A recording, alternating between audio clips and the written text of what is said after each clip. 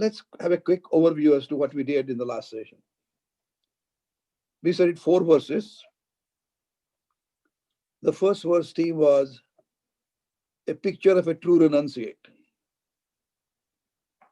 We said Sura Mandira Tarumula Nivasaha Shaya Bhutala Majinam Vasaha Sarva Parita Bhogatyaga Kasya Sukham Karoti Viraga.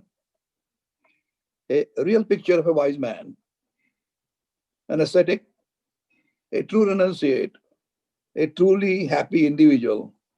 He has no possessions, does not have a house, wanders from place to place, lives around the temple or under a tree near the temple. He's just happy being himself. Sleeps on the ground, and his clothes are simple, including sometimes an animal skin. Really speaking, as human beings, we don't require anything to be happy. You see, but at the same time, if we just look around, so-called successful and powerful human beings tend to be finding unhappiness because they always remain greedy and wanting something. That is not the case at all with the individual who has regained his memory about his true identity. And such individuals remain in a perpetual state of bliss. They are at peace and always engrossed in serving others. As a matter of fact, if you remember in Gita, individual gives up all the desires that he needs to be happy and very comfortable living with himself. Prajahati yada kaman atmanye atmanathishta. When I talk about dispassion or viraga, it is not reality and action, but a disposition of the mind, how you think about himself. Disposition always brings happiness. We sometimes misunderstand a few things, that happiness comes because whatever we may be doing at that time, like enjoying good food, watching a good movie, or receiving a special gift. But what happens during that particular time is during that particular moment when you receive that gift or enjoying the food, your mind is free of any other want, any other passion at all. And that absence of any requirement at that time allows your true nature to show through, and that is simply happiness. Other thing to remember about misunderstanding is people misunderstand and erroneously consider vairagya means aversion. Aversion also is a form of attachment, a distorted attachment. Vairagya does not mean one does not like anything. Vairagya means that one is neither attached or averse to anything. That means he is without any raga dvesha. And the most important thing that we learned from that verse was this dispassion in the disposition of the mind is not restricted only to sannyasi. Even the samsari grihasti who has gained the knowledge about his or her own identity is exactly in the same state because his understanding has improved. The second verse that we studied last time was Yoga ratova bhoga ratova sanga ratova sanga vihinaha yasya brahmani ramate chittam nandati nandati. This verse is attributed to Nityananda, we mentioned. He was always in that state of ecstasy. He glorified in that verse the state of realization of Brahman when he described beautifully the status of that individual. To this person who's awakened to the wisdom, it's immaterial for him whether he's in the crowd or alone by himself, whether he is yoga or bhoga, whatever condition he may live, his expressions, his feelings are shown on his face, and he is very happy and content. If you remember, Mundagupanishad said, we mentioned, Brahma Veda, Brahmaiva Bhavati. Such realized saint thereafter live sporting with the self, reveling in the self, ever in the service of the world. They mentioned the Atma Krida and Atmarati. And then he says, Nandati, Nandati, Nandati. He's satisfied, he's happy, and he rejoices. That means he's Atmarati, Atmatrupta, and Atmasantushta. And if you remember, I gave you an example about your wife telling you that she's going to prepare something special that you like, and the whole day you are working and thinking about that wonderful thing coming along. And then you walk back in the house in the evening and you can get a beautiful bouquet of that beautiful dish that she has indeed prepared. Then finally, when she serves you and you're enjoying it, that is when exactly the trupti comes. Rati, santushti, and trupti.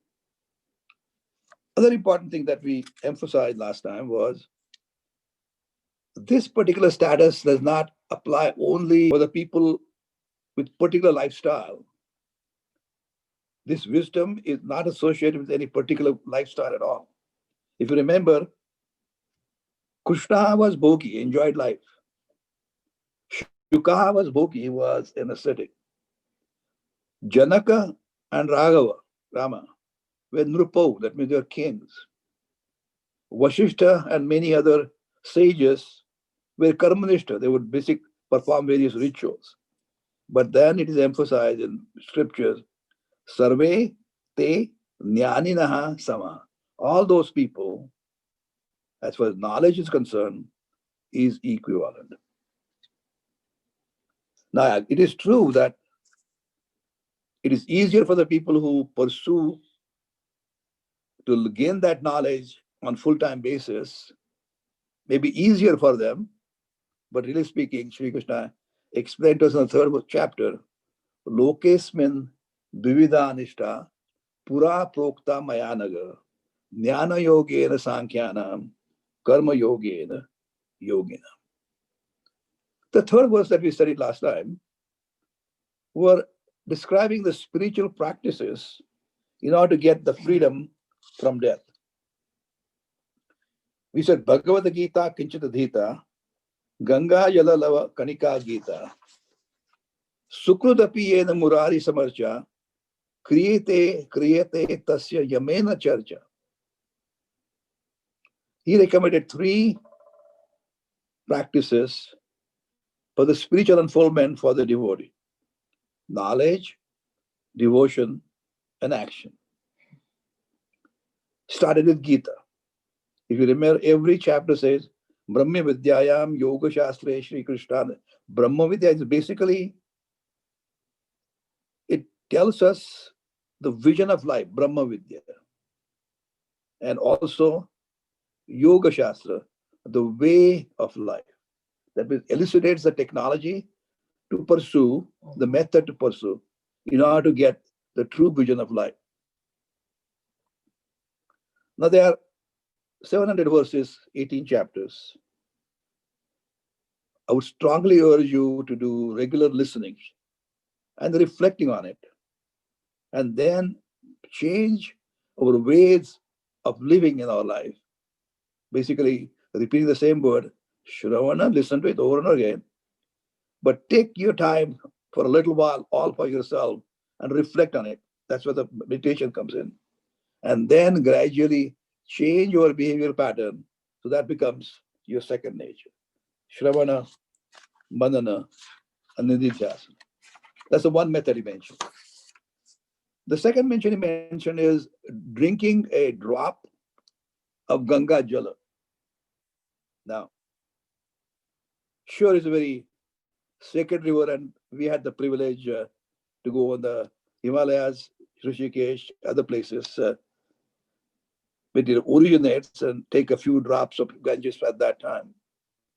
But in reality, what I encourage all of us to look at it is that use it as an eternal river of knowledge that comes from Akashagam, from Mount Kailas.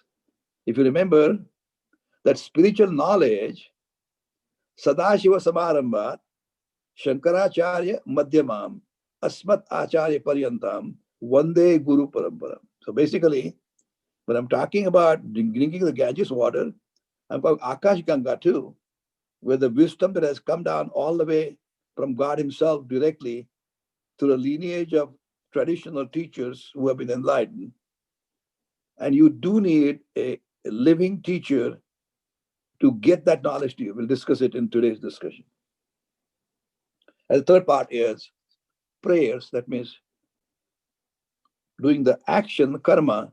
That means doing the regular prayers on a regular basis. Because at that time, your mind is totally focused on the icon in front of you. And that gives you the third method.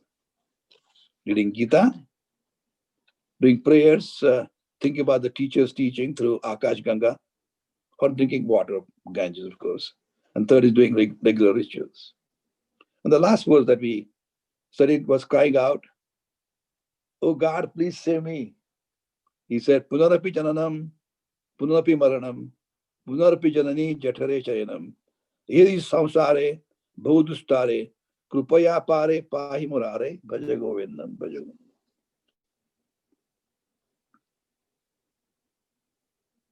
The samsara is a painful, cyclic process of birth, growth, decay, disease, and death. It goes on because we are seeking on or pursuing what is not fulfilled during the journey of the present lifetime. Unfulfilled missions, goals, makes us take another birth, thinking this will be more conducive environment to fulfill it. And the life of samsara is at every transition level very painful, starting with very birth, as going through the childhood or going through the being a teenager, then become a family man till you start getting old. I don't need to remind you how you feel at my age. But it's, if you remember Swami Dayananda, who is a guru for both Professor Ram Bachchan and myself, always reminded us, our human life is, he said, dukkam, dukkam, sukham, dukkam, dukkam. That means a little bit of pleasure preceded by lots of pain and then followed by lots of pain. And of course, he reminded us to encourage us, if they're not even that pleasure, we would never survive at all. And finally, I had a chance to share with you an interesting story from Yoga Vasishta, where a human being, despite being under the threat from top and bottom, where the tiger was chasing, he jumps in the way.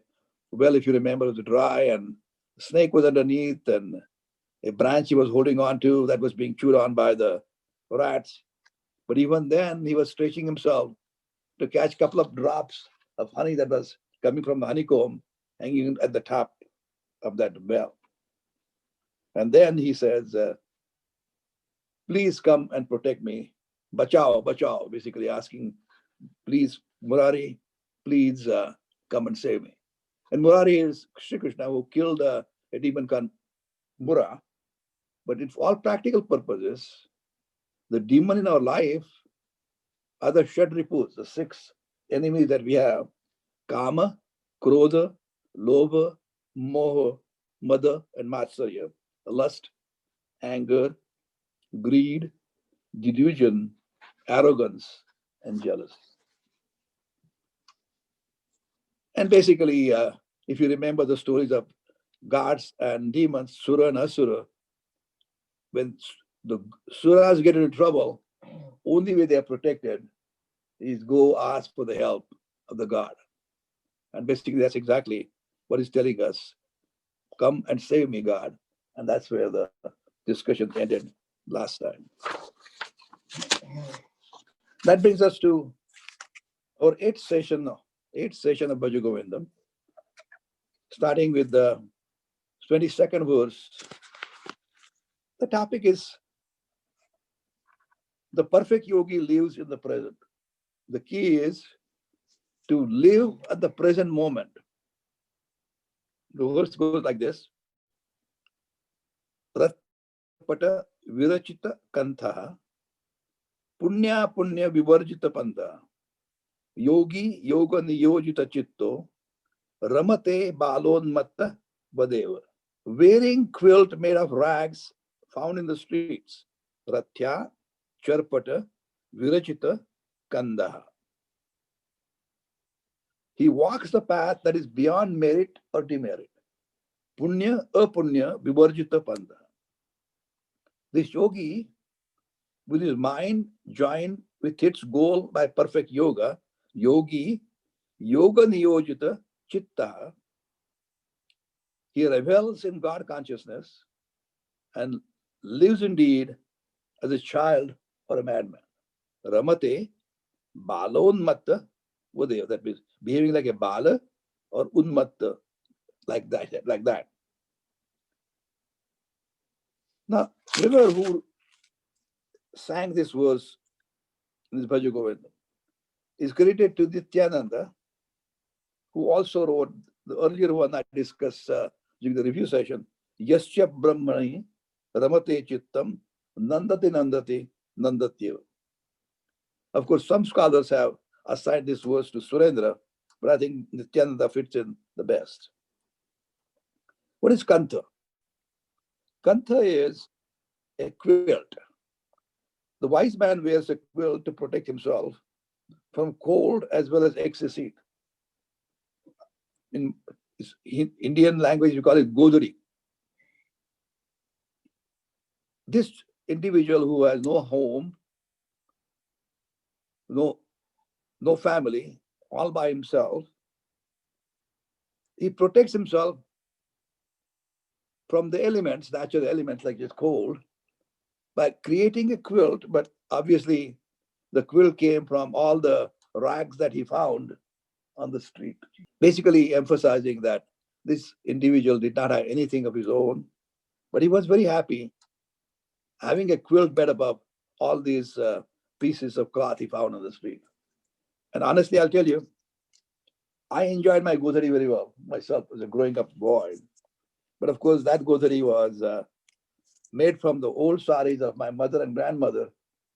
They themselves had made it. It was soft, cuddly, full of love and comfortable, both in summer, rainy season, and winter.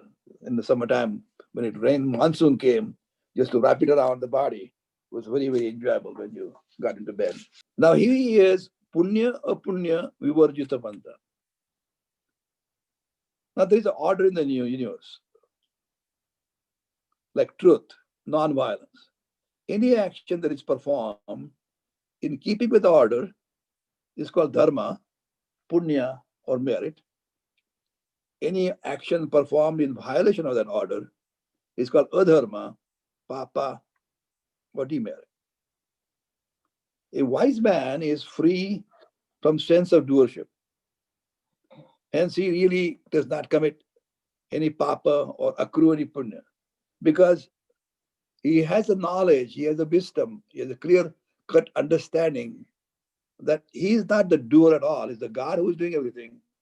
He happens to be an instrument through which the work gets done. Now, we average human beings are obliged to follow a code of conduct, keeping with dharma of the injunctions of the scriptures.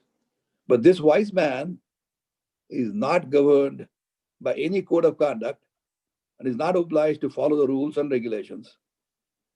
However, his actions are spontaneously good and keeping with the order of dharma. Now remember, Anand, even though this conduct is not governed by any rules, it does not mean that he has the license to abuse the order. However, with his knowledge, his action is always free and spontaneous and always seems to be in the best interest of the society. And a yogi, yoga niyojita chitta. The wise mind's mind is focused upon yoga. Yoga means union with the Lord. in God consciousness, meaning one who abides or is satisfied in the knowledge of God, Brahman, Atman. Exactly as we discussed in the 19th chapter, he is Rati, Santushti, Trupti. He's excited, he's satisfied, and rejoices. Towards the end of the verse comes, how does he enjoy Ramate? How? Like Bala and Unmatta. He revels in God consciousness and lives like a child or a madman. Now let me clarify. He does not behave childish, but like a child. He's innocent and living in the present. Such an individual behaves like a child. Love and anger are expressed by the child as soon as it arises. As soon as your doll is taken away, the child starts crying. And as soon as you return back that toy to that child, stops crying and starts laughing. It is only transient, does not remain all the time. After he expresses his feelings right off, the very next moment, as I mentioned, he forgets what happened a moment earlier. He learns and literally lives to live in the moment. And that's exactly what we need to learn as grown-ups. They're not worried about the future. They're not interested in the future. They're living, savoring the present moment.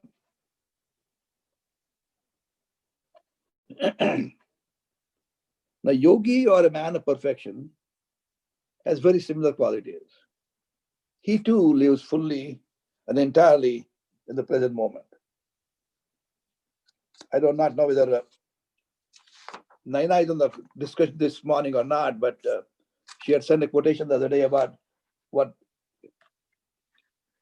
our Dalai Lama had mentioned about living in the moment. He is, this yogi lives fully and entirely in the present moment. He carries with him no regrets, either for the past or anxieties of the future. Just like the innocent child that I mentioned earlier.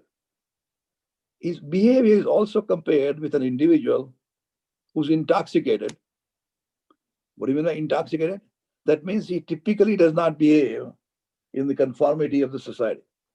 Yes, let me tell you, the yogi indeed is intoxicated, but he's intoxicated simply with the happiness in the heart. That is what he's intoxicated about. His inner experiences are very deep and appear very, very strange for an average human being to gauge and may appear like a madman. This wise individual functions through a perception of life which is beyond the common perception of ordinary people.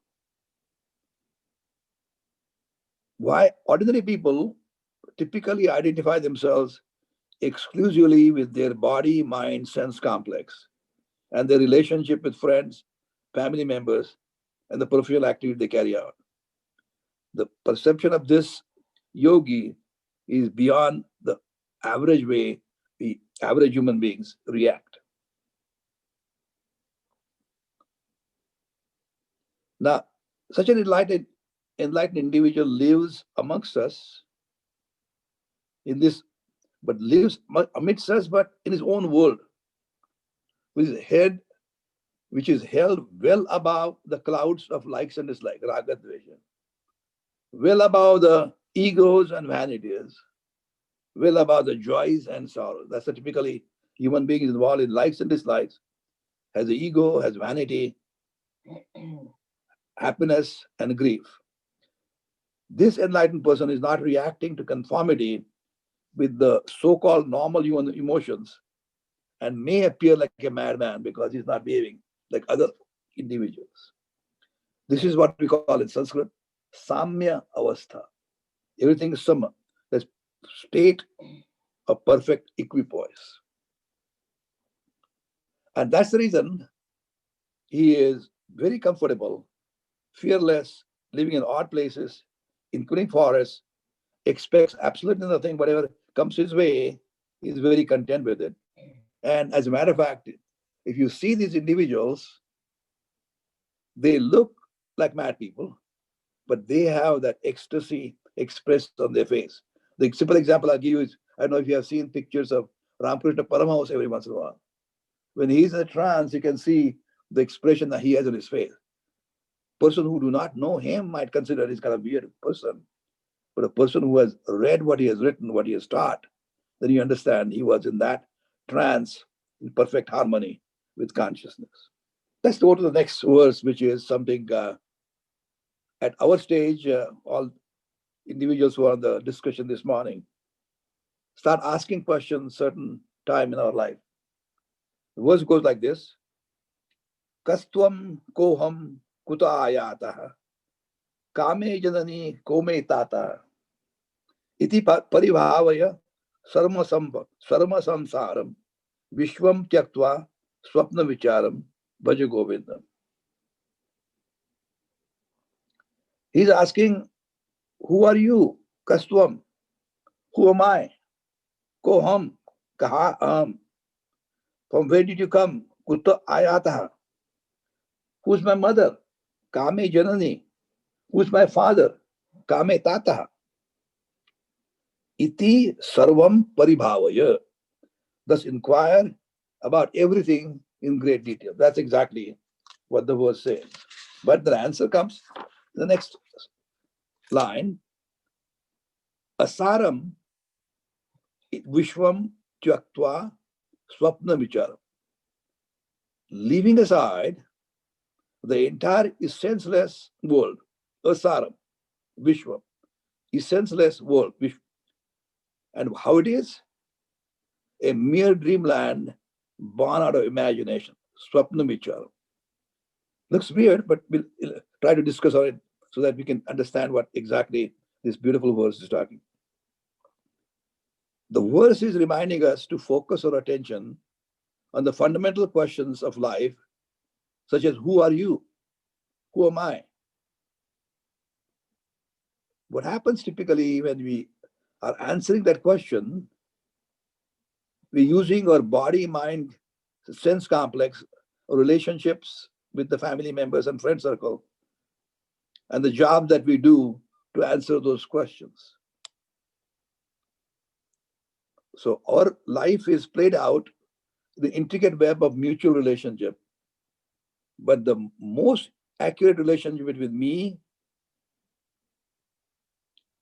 and the things around me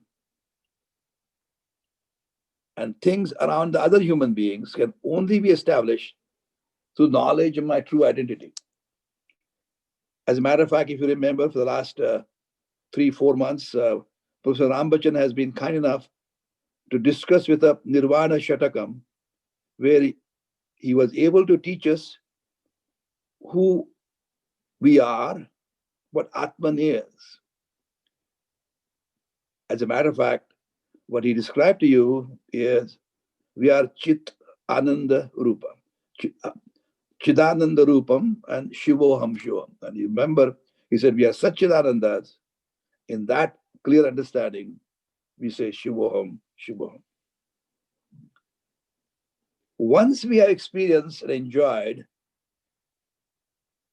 and suffered through all the life experiences, which we come to a stage in our life when we start asking questions like this, who am I? That's what I was commenting at the very beginning. We say, who am I? What's the purpose of this life? What are these relationships that we have? Why the world keeps changing all the time? Why the people die around me, my friend circle? And despite all the successes we get in our life, all the accomplishments seem to be coming to your way, or discerning mind starts raising those questions, fundamental questions. And then at that time, we want to get away from bondage, which seems to tie us down in the relationship or work, and still involved in the pain and suffering that we going through. And at that time, we come across mumukshutvam, desire to get free from bondage. And then we think, let me find out somebody who knows about it. and you're thinking, trying to find out, I want to find out a correct person who can guide me in the right direction. But if you remember what Vivek Chudamani says, you cannot find a guru. He said there are three difficult things to achieve in life. Durlabham, they are difficult to get. Trayam, eva, etat. These three things are difficult to get. They only come through the divine grace. Deva, anugraha hetukam. Only because of the grace of God they appear. Manushyatam, be lucky enough to be born as human beings, make choices, make mumukshatvam. That means at particular stage in life, we start asking to be freed from bondage, mumukshatvam. And the third part, being in the company of enlightened individual beings, Mahaprajna, that also comes through the grace of God. And when I was talking with my teacher, Swami Dayananda, he said, no, don't worry about it. He'll appear in your life at the right time. So you have to wait out. As a matter of fact, many of them are around there, but only when you are looking for it, then you are able to see them. Now here, this verse is credited to Yogananda. And he states that the Vishwam, which is the endless depth and width to it, and where we get all the physical, mental, and intellectual level, various kind of experiences in this life. He calling this Vishwam as Swapna Vicharam, the pure dreamline. In the empirical experiences, everything perishes, seems to perish constantly. And that's the reason, for practical purposes, considered as unreal. For example, if the pot is there and it breaks, that means pot is unreal unless and until it remains permanently like the dirt is, which from the pot came, then that is permanent at that time. You can keep on going till the time you go to ultimate end. As a matter of fact, this was mentioned initially to Shankaracharya by his own teacher. His teacher's name was Gaudapada. He wrote Mandukya Karika, and he argued in the Mandukya Karika and demonstrated very logically that the waking state of experiences are unreal, just like our experiences in our dream. I know you are a little intrigued with what I'm saying, but here goes a story to illustrate the point that we are living in the dream world and not in reality. Even the reality about ourselves is different than we take it to be. This is a story about Shankaracharya himself, who's passing through the narrow streets of Benares on his way to Shiva temple, Vishweshwara temple, after his morning ablutions. He had taken a bath, purified himself, and carried with him some water from river Ganges in his kamandal to perform the Abhisheka on Vishweshwara. As he were hurrying himself through those narrow streets, if you have been there to Benares, you know exactly what I'm talking about, going to near that temple. He found a street sweeper in his path, blocking his way. These sweepers, by being dirty, because that's what the work they do, because their profession, are considered untouchable, especially when someone is heading for Abhisheka on Vishweshwara. So he said, Gacha, Gacha, move away, move away. That sweeper confronted Acharya and asked, Annamayat Annamayam Athava Chaitanyam Eva Chaitanyat. O Dvijavara, the most revered amongst the wise, you're asking me to move away from your path. Very well. But before I move away, please clarify one thing. What is it that you're asking me to move away from? From what should I move away? Are you asking the lump of food to move away from what is but another lump of food? Or are you saying that I, whom am consciousness, should move away from you, who are also consciousness? Described in Manisha Panchakam, the very first verse. Shankaracharya was stunned and realized that this was no ordinary sweeper, and he was someone else. He immediately prostrated before the sweeper, and turned out the sweeper was none other than Lord Shiva himself, who had come in this form to remind him and teach him. The point is, the things are not indeed what they seem to be in our life, even while awake. You remember we were discussing body, mind, sense complex, and we come to understand that our true nature is Atman, which is much deeper than that. And that's exactly what this Vishveshwara Shiva had appeared in front of Shankaracharya to tell him, that your understanding needs to be more refined. Then Shankaracharya wrote a commentary on his teacher's writing. And he compared the human life to a dream and reminded us that through proper reflection and meditation, we will also come to realize that our present life, with all its pains and sufferings that go with it, coupled with all the joys and happiness that we experience, are exactly like those we experience in our dreams. Now, this verse also gives us directions to find the solution. He says, iti paribhavaya.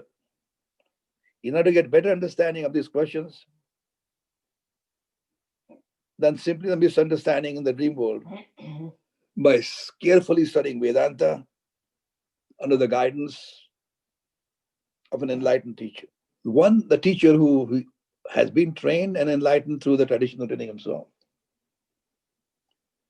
By carefully listening, carefully reflecting, often through meditation, one makes transformative changes in him. The individual soon comes to realize that he is none other than the simple awareness, Chit, that ever exists, eternal, that means Shashvat, Sat, and thus immortal, and full of utmost happiness of every kind, Ananda, and ever expansive and unlimited Ananda. Such an individual soon comes to realize that his mother and father are simply the fellow travelers on their journey to seek their own true identity, simply role-playing as his father and mother. Once you have gained this knowledge, the individual gets liberated from all the shackles of worries and concerns, including the impending death, worry kinds of pains and discomforts. And most of these discomforts and pains are often generated from unhealthy attachments to material things or even living individuals. Now, as he continues his life's journey, after being enlightened, in this state of enlightenment, he recognizes that there's only one single divinity behind all this creation. The mirage created by our karma disappears through bhakti, and one gets liberated through the worship of Govinda over and over again. Now he's doing prayers, but now as a jnani who knows me, Shri Krishna says, and not as a distress, artha, or the seeker of security of pleasure, artharthi, or simply one who desires to know me, jidnyasa. So in the 7th chapter, if you remember, he said, Chaturvidha bhajante mam, janaha sukrutir norjuna. Artaha, jidnyasu, artharthi, and jnani. So once you get an education directly from the teacher, who's a living entity, you're able to pray in that particular fashion. The last verse for today is, maintain equipoise in all circumstances. That's 24th verse, because that is exactly paribhavaya conclusion here. Tvaimai chanyatraiko Vishnu, Vyartham kupyasi maya Sheshnu, Vavasamachitta sarvatam tvam, Vanchasi achirat yadi Vishnutvam. In you, in me, and all other places too, Tvai, Mai, Cha Anyatra, one single pervading divinity, Ekaha Vishnu, remains. One single pervading divinity exists. Vyartham kupyasi mai asashnu. Being impatient, you're getting unnecessarily impatient with me. Asahishnu.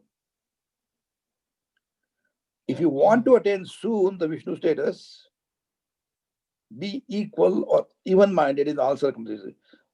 Yadi Vishnutvam achiratvam vamchasi, Yadi Vishnutvam achiratvam vamchasi, bhava samachitta.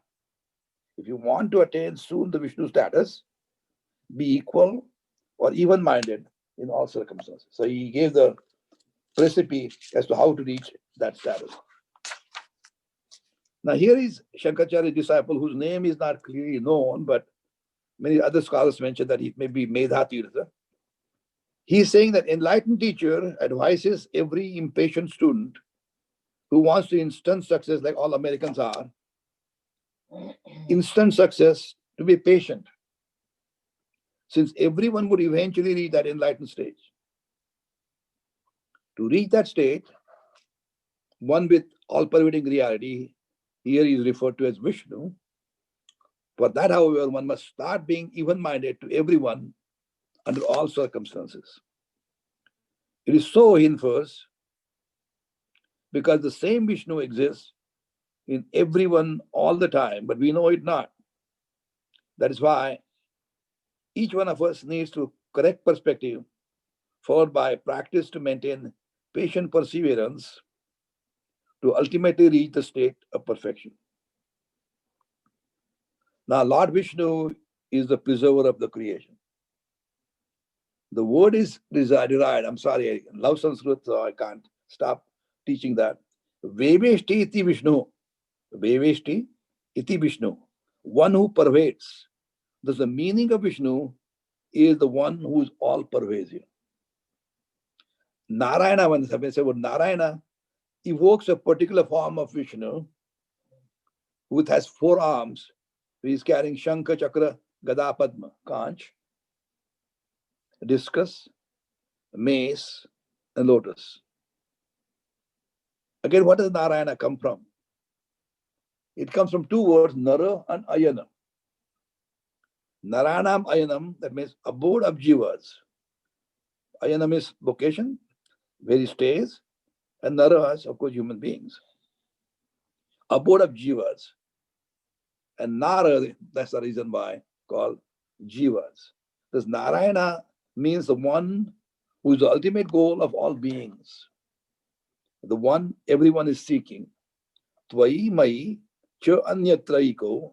They're asking nothing but Vishnu, Vishnu. Ultimately, there's only one Vishnu in you, in me, and everything. There's only one Parvezi Narayana. In our ignorance, we do not know our true identity is none other than Vishnu himself. And Narayana pervades all. So when we are in the company of nature, all living beings have the same Vishnu in them. Now remember here, he is called here Vishnu, Narayana, and we learn from Professor Rambachan, he was teaching Shivoham, Shivoham. Same author, Shankaracharya, teaching about Nirvana Shatakam and discussing Bhaja Govindam. So as far as I'm concerned, it's clear cut to understand Vishnu and Shiva are basically 2 different phases of the same entity. That's why we use Dattatreya, who's combination of all the 3 of them. Typically, we are impatient. We Americans, all of us are, including the disciples in that troop of Shankaracharya. So he was asking them to be patient when trying to understand the true identity. Being a doctor, let me explain to you. It is very much like a sick individual who's impatient and wants to get well right away. That's why the first thing we tell them is, you are a patient. You better be a patient first. The sick person becomes a patient. And then because he has got Shraddha,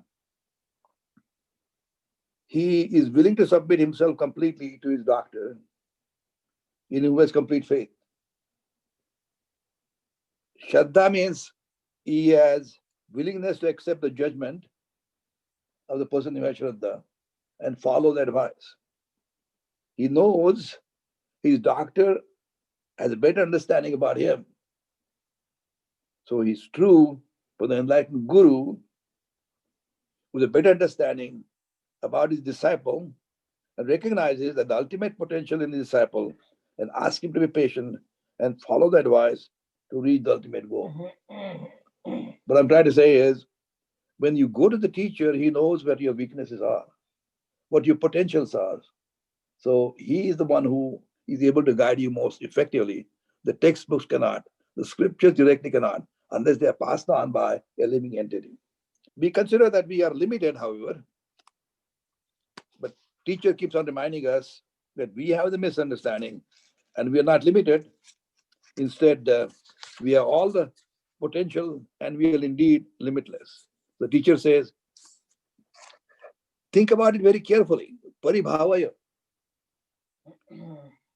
is not advising us to be renunciate, but suggesting to hold off our present roles and perceived limitations in our life for a brief period of time, just half an hour daily. Have no agenda, have no worry, do not think about unfinished work, the projects to be completed, homework to be done. Just have quiet time about yourself. Do the prayers to the deity of heart and think about nothing else. Have just quiet downtime. I used to do that with Swami Bhashyananda every time I went to Chicago. In the morning, I would catch a taxi from whatever hotel I was staying in, go in the morning to Ramakrishna Mission, and for half an hour we'll sit quietly together. Then we'll do the prayers, meditation, come back. It was quiet time. As a matter of fact, Sri Krishna himself says in 23rd verse of 6th chapter, Tam vidyat dukkha sanyoga viyogam yoga saudnitam sanishchayana voktavyo yogo nirvanna chetasa. May one know that this association from association with sorrow, dukkha sanyoga viyogam, is what is called yoga, yoga saudnitam. That yoga should be pursued with clarity of purpose, sa nishchayana yoktavyo, and with a mind that is not discouraged. And nirvanna chetasa, don't worry about it. Yoga means joining, that's true. But in a sense, yoga is also viyoga as well, because we already joined with sadness of human existence. Disassociating or disjoining from sadness is also yoga. So for half an hour, you're doing nothing except prayers, sitting quietly is also yoga. During that process, we join with Sukha, learning through studies of Upanishads that we are indeed Sukhi. That's why maintain Shraddha in your Guru, scriptures, and most importantly, your own abilities as indicated by Guru, and continue studies with single-pointed devotion. That has to be done exactly the way that young bright boy Dhruva did, constantly praying, Om Namo Bhagavate Vasudevaya. Now, acquiring knowledge of our own identity or self takes time. Patience, persistence, and determination are extremely important in seeking this knowledge. You're not going to get instant coffee. Let me quote President Calvin Coolidge at this time. He said, nothing in the world can take place of persistence. Talent will not. Nothing is more common than unsuccessful men with talent. Genius will not. Unrewarded genius is a proverb. Secular education will not. The world is full of educated derelicts. Persistence and determination alone are omnipotent. So that's exactly it. we need to do. The key quality that he is describing in this particular line is become samachitta, one who has the sameness of mind, equanimity of mind. Now, things look often different when we look at take it superficial glance at the beautiful jewelry that you always see in display when Indian ladies get together during the Diwali times. But however, if you look at all the variety of golden jewelry, you realize that they may have different shape, different forms, but nonetheless, ultimately, they are one and same simple gold. The oneness alone manifests different names and forms of the jewelry. The only difference is Nama Rupa is different. And that's why we're going back to the previous verse. Kastvam koham kutaya. Who are you? Who am I? Where did I come? Kame janani kome tada. The same Vishnu behind each and every individual mentioned here, starting with you, your mother and father. The very same Vishnu is playing several roles by wearing different costumes, creating different personalities. But those who know that the real actor behind all the roles is only one Vishnu, just the way a movie actor would play varying roles by being an emperor in one movie and a poor fakir in the next one. Again, of course, winning Oscars or Film Awards in both the roles. Hence, we must never judge a person merely by the outer appearance. Those with their knowledge, understanding as to who they are, Vishnu is the one, or Shiva is the one, is the true nature of mind. They recognize that all entities are exactly the same. They say, Vidya Vinaya Sampanne, that means one who has the wisdom, the knowledge, and transformative changes in him to become enlightened. For him, Gavi, Brahman is grounded in Brahman. Cow, Gavi, Hastini means elephant, Shuni is dog, and Shapake is the one who is so-called untouchable. So that wise person, as Samadarshana, recognize the same divinity, is through each and every one of them. So he's saying, Bhava Samachitta, be even-minded, while perceiving the duality or variety. Always remember, there's only one in each, every one. As a matter of fact, if you remember, I mentioned it last time, it's mentioned in Chandogya Upanishad, Sarvam Khalu Idam Brahma. All of this is Brahman. All this is Vishnu in this verse. All this was Shiva, Chidananda Rupam, Shubham, Shubham. Basically, everything is nothing but Brahman. And Brahma with Brahmaiva Bhoti. That means one who understands Brahman becomes Brahman himself. Now, I may be boring a little bit, but Shankaracharya again in Panchadasi repeats exactly the same thing. The screen is the same, but different images come. But basically, entity is background where you're seeing various images. He says, the only in the realm of multiplicity, there are doubts and hence the explanation. In the experience of oneness, there is no doubt, therefore no answer is required. It is natural for any individual who is truly desirous of gaining ultimate wisdom to be impatient, but does require the proper preparation of mind, body, and intellect, besides overcoming the burdens of the past lives. But the teacher can express through his teachings and his body language that it has been accomplished by him and that it can be accomplished by the shishya, disciple. The student must take solace and comfort in that sage advice and be patient. That's why, once again, a living teacher is essential. And very important lesson of samatvam yoga, which is repeated over and over again in Gita. I'll stop at this stage. I think a little longer than I want it to be, but I think it's important to understand how it dovetails with Nirvana Shatakam that we discussed in the last time. I thought this will make John happy too, about when he felt comfortable in the nature. He was able to feel the same oneness with all the trees that he was amongst them. I'll stop here. Thank you.